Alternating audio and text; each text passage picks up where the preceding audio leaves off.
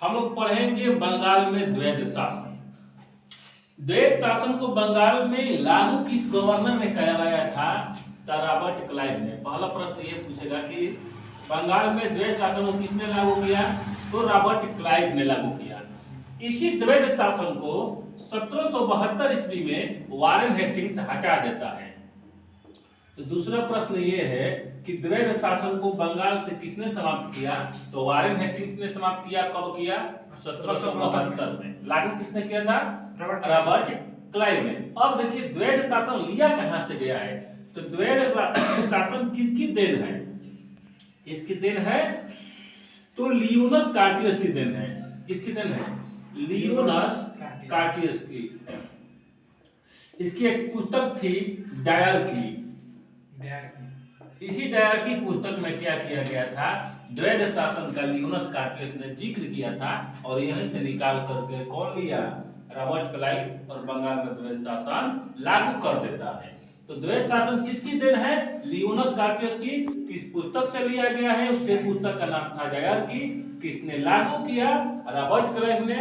और किसने हटाया? तो वारेन हेस्टिंग्स ने। और अति महत्वपूर्ण प्रश्न यहाँ से कि द्वैध शासन है क्या? इस बात को समझिए तभी समझिएगा। द्वैध शासन ने अंग्रेजों ने क्या किया कि शासन को दो भाग में बांटा, यानी कि दो भाग में शासन करना द्वैध शासन कहलाता है। सिंपल समझिए, ठीक है।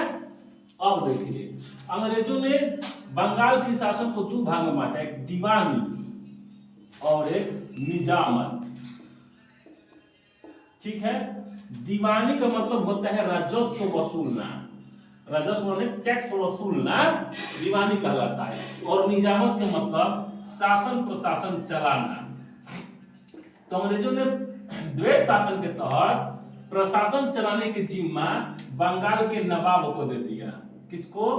नवाब को, कि कुछ पैसा आप लीजिए, शासन चलाइए और इसके साथ साथ आंतरिक सुरक्षा देखिए, बंगाल के विकासात्मक कार्य को आप ही देखिए, उतना ही पैसा में, ठीक है। तो निजामत का मतलब बंगाल के शासन को अब सिर्फ प्रशासन चलाना है, टैक्स नहीं वसूलना है। अंग्रेजों ने चालाकी किया।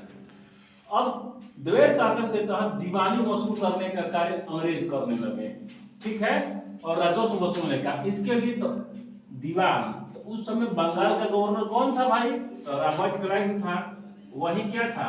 बंगाल का दीवान भी था। उसने राजस्व वसूलने के लिए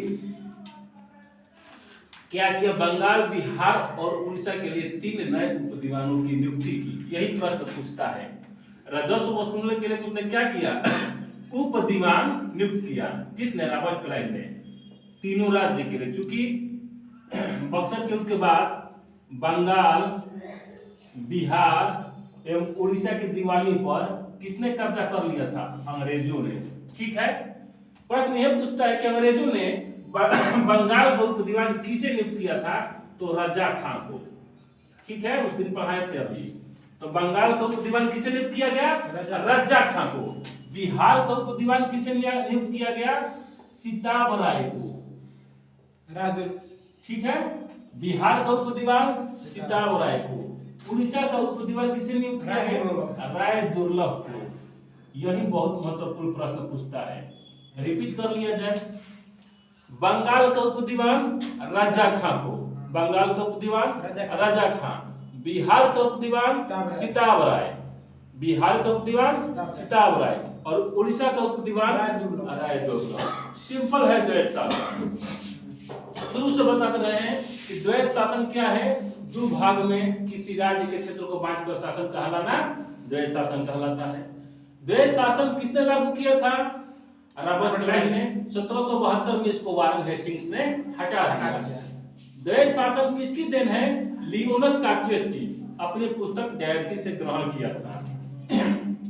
द्वैध शासन में अंग्रेजों ने निजामत यानी कि प्रशासन चलाने का जिम्मा दे दिया नवाब को, बंगाल के नवाब को, और राजस्व यानी कि टैक्स कलेक्शन करने का अधिकार अपने पास रखा रॉबर्ट क्लाइव ने।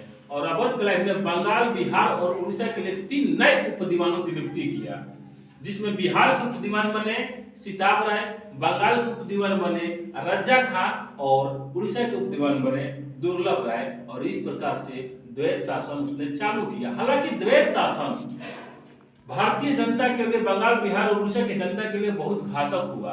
एक बार बीच में अकाल पड़ जाता है और इतना होता है कि द्वैत शासन में क्या होता है कि टैक्स 1/2 और 1/3 कलेक्शन होने के कारण किसानों के पास खाने के लिए कुछ रहता नहीं है, और अकाल पड़ता है तो लोग रखे हुए सामानों को खाते हैं। किसानों के पास कुछ था नहीं, अकाल पड़ गया, अंग्रेजों ने टैक्स भी वसूल किया अकाल में भी, जिसके कारण बंगाल, बिहार और उड़ीसा में लाखों लोगों की मौत हो गई भूख के कारण। ठीक है, तो यही द्वैत शासन था। मिलते हैं नेक्स्ट वीडियो में, तब तक के लिए जय।